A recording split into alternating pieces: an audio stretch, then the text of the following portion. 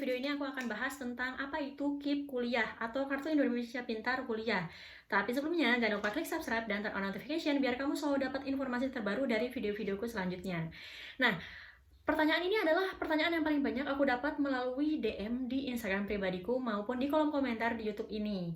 Nah, kalau misalnya teman-teman yang saat ini penasaran apa itu KIP, terus itu gimana cara daftarnya, waktu pendaftarannya kapan, alurnya kayak apa, tonton video ini sampai selesai biar nanti nggak akan ada pertanyaan gimana sih cara daftarnya, kalau misalnya daftarnya kayak gini bener nggak ya, syaratnya apa aja. Nah, itu semua akan aku bahas di video ini sampai selesai. Videonya emang panjang tapi worth to watch ya. Oke, kita akan mulai dari yang pertama. Sebenarnya KIP itu apa? KIP itu Kartu Indonesia Pintar Kuliah. Dan ini tuh aku akan bahas tentang yang KIP 2021 ya. Nggak tahu untuk yang KIP sebelum-sebelumnya. Ini informasi aku dapat dari website resmi Kemendikbud yang membahas tentang KIP. Jadi, kalau misalnya kamu pengen tahu informasi terupdate dari KIP itu gimana, bisa langsung ke websitenya. Untuk websitenya sudah aku tulis di description di bawah ini. Kamu bisa klik linknya di situ dan langsung masuk ke websitenya. Oke, kalau KIP ini, sebenarnya ini tuh program apa sih? Beasiswa atau apa? Nah, jadi KIP ini adalah jaminan negara untuk keberlangsungan kuliah. Sebenarnya mirip seperti beasiswa, tapi dengan persyaratan untuk mahasiswa atau calon mahasiswa yang memenuhi syarat akademik maupun ekonomi. Kita akan bahas selanjutnya ya untuk itu. Kemudian penyedianya siapa nih?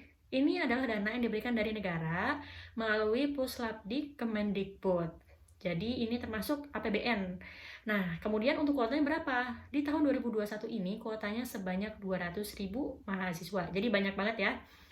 Jangan khawatir ya, terima, kita coba aja dulu yang terbaik. Kalau misalnya keterima, alhamdulillah. Kalau misalnya enggak, masih banyak beasiswa lain yang bisa dicoba. Oke, selanjutnya untuk penerima beasiswanya terus nanti dapat apa dong? Jangan-jangan cuma dapat biaya kuliah tapi biaya hidup nggak dapat. Nah, untuk yang penerima KIP kuliah ini, pertama akan mendapatkan biaya seleksi masuk kuliah. Jadi kamu seleksi masuk kuliahnya melalui seleksi apapun, itu udah nggak usah bayar lagi, nanti akan di cover oleh KIP ini. Kemudian selanjutnya nanti akan mendapatkan biaya kuliah. Jadi kalau misalnya S1 kuliahnya 4 tahun atau 8 semester, maka akan mendapatkan biaya kuliah selama kuliah 8 semester tersebut, tanpa perlu kita ngeluarin uang lagi saat setiap awal semester. Kemudian juga akan mendapatkan biaya hidup bulanan. Nanti detailnya seperti apa akan dibahas selanjutnya. Kemudian untuk persyaratannya itu dari segi apa sih? Seperti yang disebutkan di awal, untuk persyaratannya dari segi ekonomi maupun akademis. Jadi nggak cuma mengunggulkan akademis dan nggak juga mengutamakan dari segi ekonomi, tapi harus memenuhi keduanya. Nah, untuk waktu pendaftarannya kapan? Di tahun 2021 ini pendaftarannya dibuka mulai 8 Februari 2021 dan nanti akan ditutup tanggal 31 Oktober 2021. Jadi sekarang ini masih ada waktunya dan persiapkan sebaik-baiknya biar lolos seleksi KIP ini. Kemudian untuk daftarnya bisa lewat mana? Harus lewat website ya? Lo nggak harus lewat website, bisa juga via aplikasi. Nanti teman-teman kalau yang punya Android bisa ke Play Store terus cari KIP kuliah ini. Ada aplikasinya dan bisa daftar lewat aplikasi. Jadi bisa pilih nih, mau daftar via website resmi Kemendikbud atau via aplikasinya.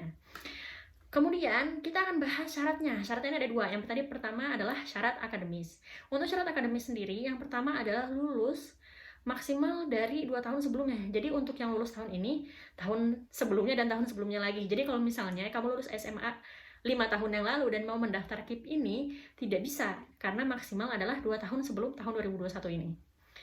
Kalau yang lulus tahun ini ya alhamdulillah bisa langsung daftar karena kesempatannya masih ada. Tapi seandainya misalnya belum dapat KIP tahun ini dan merasa aku nyoba tahun depan aja biar dapat KIP lagi. Tahun depan masih bisa dicoba dan tahun depannya lagi.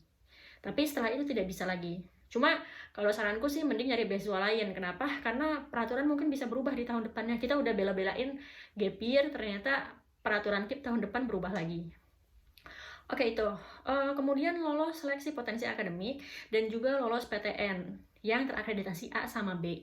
Kalau misalnya lolosnya di PTN, perguruan tinggi yang akreditasinya C gimana? Bisa diterima nggak? Akan dipertimbangkan ya.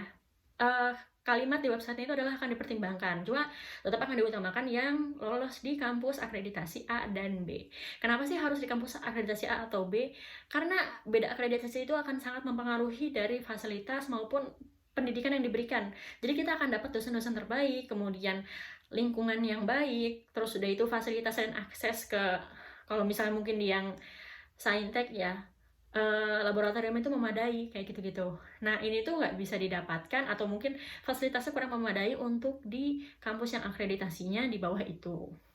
Jadi untuk di Indonesia sendiri untuk kampus dengan akreditasi A dan B itu sangat banyak. Jadi nggak usah khawatir untuk nggak dapat kampusnya.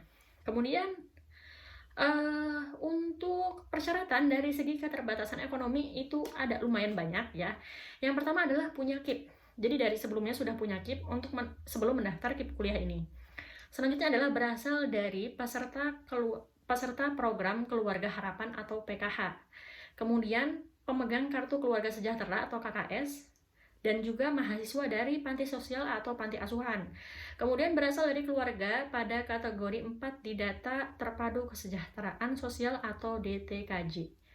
Tapi syaratnya banyak banget ya, gimana dong kalau misalnya nggak memenuhi syarat tersebut atau cuma memenuhi salah satu aja?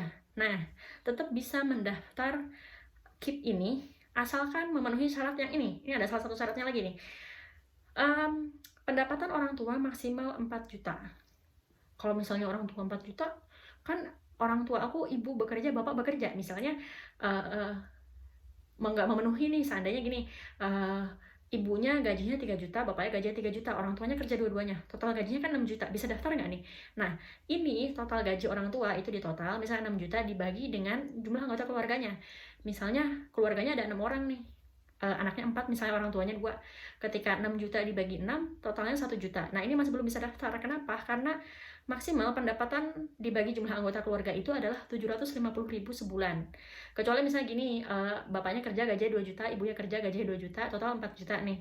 Nah, kemudian anggota keluarganya ada 6 orang. Berarti 4 juta dibagi 6. Nah, ini tuh masih di bawah 750.000. Artinya masih bisa mendaftar untuk KIP kuliah ini. Nah, jadi dihitung-hitung dulu aja pendapatan orang tua masing-masing berapa. Kemudian untuk setelah menerima beasiswa ini ya, seandainya daftar terus ternyata keterima, emangnya fasilitas apa aja yang didapat? Tadi katanya dapat biaya kuliah, dapat biaya hidup. Detailnya itu kayak gimana? Nah, untuk detailnya seperti ini. Untuk biaya kuliah ini tidak diberikan kepada mahasiswa ataupun kepada keluarga, tapi langsung ditransfer ke rekening kampusnya. Jadi nanti dari pemerintah akan diberikan 2,4 juta langsung ke universitas. Jadi kita itu setiap awal semester itu nggak usah bayar SPP lagi, karena udah dibayarin sama negara. Kemudian untuk biaya hidupnya gimana? Biaya hidupnya ini sebesar 700.000 per bulan dan dibayarkan per semester. Jadi kita nggak dapat setiap bulan. Dan ini tuh ditransfer ke rekening pribadi mahasiswanya sendiri-sendiri. Jadi langsung ke rekening pribadinya. Jadi nggak lewat kampus dulu, nggak lewat fakultas, nggak lewat jurusan. Jadi langsung. Dan ini lebih cepat sih, karena kalau misalnya lewat kampus, lewat jurusan, lewat fakultas, prosesnya tuh akan lama di situ. Nah, untuk KIP ini kan cuma untuk S1 dan diploma ya. Jadi kalau misalnya mau lanjut S2 dan S3 itu tidak bisa menggunakan KIP kuliah. Nah, untuk detail biaya bulanannya berapa? Kalau untuk S1 itu 700.000 per bulan selama 8 semester dengan total maksimum 33,6 juta selama 8 semester tersebut ya. Berarti bisa di bawah itu, tapi tidak bisa di atas itu. Ya, jadi kalau misalnya disebut di awal maksimum 33,6 juta, seandainya nanti setelah keterima dapat KIP kuliah ini dan ternyata dapatnya nggak 33,6 juta, ya berarti kamu tidak termasuk yang mendapatkan maksimum segitu. Karena ada beberapa faktor lain yang mempengaruhi kamu dapatnya berapa. Oke, selanjutnya untuk yang D3 ini kan karena cuma 6 semester, untuk maksimum biaya yang diperoleh ada 25,2 juta. Kemudian untuk yang D2 karena 4 semester maksimum biaya yang diperoleh 16,8, dan untuk D1 maksimum 8,4 juta. Ya, jadi karena S1 itu paling lama kuliahnya 8 semester, jadi dapat biaya hidup bulanannya juga paling banyak. Nah, terus bagi teman-teman bertanya, ini kan enak kalau misalnya kuliahnya cuma 8 semester lah, kalau misalnya yang kedokteran gimana? Kan harus ada profesinya. Yang apoteker gimana? Harus profesinya. Kan nggak mungkin tuh lulus S1 cuma dapat gelar pendidikan dokter, tapi belum bisa jadi dokter tuh.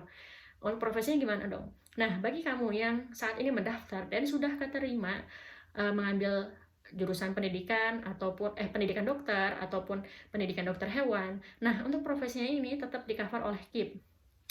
Berapa sih biayanya? Kalau untuk yang kedokteran atau kedokteran hewan itu Yang maksimum profesinya ya 4 semester atau 2 tahun, itu tuh mendapatkan maksimum 16,8 juta untuk biaya hidup bulanannya. Untuk biaya kuliah udah nggak usah mikir, nanti akan ditransfer langsung ke universitasnya. Kemudian kalau untuk yang profesi nurse, apoteker, atau guru, itu maksimum 2 semester dengan biaya yang diberikan yaitu 8,4 juta. Ini untuk biaya bulanannya ya. Itu untuk persyaratannya. Nah, kemudian kalau untuk alurnya seperti apa? Nah, untuk alurnya ini sebenarnya sudah ada di websitenya. Jadi kalau teman-teman pengen tahu, masuk ke websitenya KIP Kuliah 2021, terus di situ udah muncul buku panduannya. Sebenarnya buku panduannya sudah ada, terus udah itu di situ juga ada alurnya. Kalau saya baca tuh alurnya sebenarnya simple dan juga udah ada dalam bentuk infografik yang dalam bentuk gambar. Jadi sederhana banget. Nah, di sini sudah aku rangkum. Jadi aku bacakan aja. Nanti kalau misalnya ada yang kurang jelas, sebenarnya kalau teman-teman masuk ke website KIP Kuliah itu tuh informasinya sudah sangat jelas dan sangat sederhana. Nah, jadi gini, saya sarankan ya kalau misalnya pengen dapat informasi terbaru bisa langsung masuk ke website. Jadi mungkin beberapa bulan kemudian ada peraturan yang dirubah lah, atau mungkin teman-teman nonton video ini beberapa tahun ke depan nih, dan ternyata ada peraturan yang berubah. Nah, kalau pengen mendapatkan informasi yang up-to-date itu bisa langsung masuk ke websitenya, dan di situ cari aja informasi yang dibutuhkan apa. Kalau ternyata informasinya nggak dapet nih, teman-teman bisa masuk ke bagian FAQ atau Frequently Asked Question. Nah, di situ tuh informasi atau pertanyaan yang paling sering ditanyakan itu akan muncul di situ, sekaligus juga jawabannya. Sekalipun misalnya di situ nggak dapat informasinya, teman-teman bisa masuk ke bagian kontak atau bagian email. Di situ ada kontak personnya, bisa dihubungi melalui itu. Atau kalau nggak melalui email, nah tinggal ditunggu aja jawabannya. Kemudian lanjut balik lagi ya. Di sini aku akan membahas tentang alur gimana daftarnya. Untuk KIP Kuliah dari Puslapdik Kemendikbud ini. Oke, yang pertama adalah kamu buka websitenya atau kalau enggak masuk ke aplikasinya. Nah, setelah itu login menggunakan email. Setelah itu baru kita akan menginput NIK, NISN, NPSN sama email. Sudah tuh diinput semua. Nah, terus kita tunggu nih. Ini prosesnya akan butuh beberapa waktu karena dibutuhkan validasi. Validasinya oleh siapa? Untuk validasi NISN sama NPSN ini oleh Dapodik Kemendikbud. Sementara untuk validasi NIK itu oleh Kemensos. Tunggulah prosesnya ini ya. Karena untuk waktu seleksi pendaftaran juga lumayan panjang kan, antara 8 Februari sampai 31 Oktober nanti. Kemudian setelah itu, kalau misalnya sudah lolos validasi, maka teman-teman akan memperoleh nomor pendaftaran sama kode akses. Kemudian selesaikan proses pendaftaran KIP Kuliah itu, nanti tinggal ikutin apa yang ada di website itu sampai selesai. Nah, setelah itu teman-teman bisa daftar untuk seleksi di perguruan tingginya. Jadi seandainya nih untuk yang seleksi SNMPTN udah nggak dapat nih, terus udah itu seleksi yang SBMPTN udah lewat waktunya, teman-teman masih bisa daftar di seleksi mandiri. Untuk kampus tujuannya, pastikan untuk kampusnya ini teman-teman milih yang akreditasi A atau setidaknya akreditasi B ya, karena itu sangat mempengaruhi pertimbangan untuk diterima dapat KIP Kuliah ini. Kemudian seleksi, nanti kalau misalnya udah lolos seleksi, nanti kan dapat pengumuman dari kampusnya. Nah, setelah diterima, kalau misalnya diterima dan dapat KIP-nya juga, maka per September atau semester ganjil tahun ini teman-teman sudah bisa lanjut kuliah S1 ataupun lanjut kuliah diploma di kampus dan jurusan pilihannya. Segitu aja. Kalau misalnya teman-teman punya pertanyaan lain bisa tanya di kolom komentar di bawah ini. Tapi balik lagi, kalau misalnya teman-teman punya pertanyaan yang itu tuh terkait mekanisme pendaftaran dan lain sebagainya, suatu informasi yang harus up to date, itu tuh informasinya sudah ada di website resmi KIP Kuliah. Dan itu bisa diupdate, dan itu bisa diakses 24 jam. Dan kalau misalnya masih belum dapat informasinya juga bisa hubungi kontaknya. Jadi teman-teman bisa langsung dapat informasi dari pihak berwenang yang memberikan informasi tersebut. Karena kenapa? Banyak teman-teman yang nanyain misalnya, kalau misalnya di KIP Kuliah ini aku ngupload ini boleh nggak ya? Kalau misalnya ngupload foto yang kayak gini boleh nggak ya? Kalau misalnya kayak gini boleh nggak ya? Nah, itu tuh kalau misalnya aku mau menjawab ya, misalnya aku bilang, oh iya boleh kok, upload aja. Ternyata itu tuh nggak boleh. Terus ternyata gara-gara saran yang aku berikan, teman-teman malah nggak keterima KIP gitu. Gimana ya? Kan aku ya nggak enak ya. Terus di satu sisi misalnya aku bilang, oh nggak boleh, mending ganti yang ini aja. Dan ternyata gara-gara itu akhirnya teman-teman nggak jadi daftar. Kan sayang banget ya. Padahal sebenarnya tetap berpeluang. Jadi akan lebih baik untuk mendapatkan informasi dari pihak yang berwenang dan bisa memberikan informasi yang benar-benar kredibel. Segitu aja. Terima kasih sudah menonton video ini sampai akhir. Jangan lupa klik subscribe dan tap notification.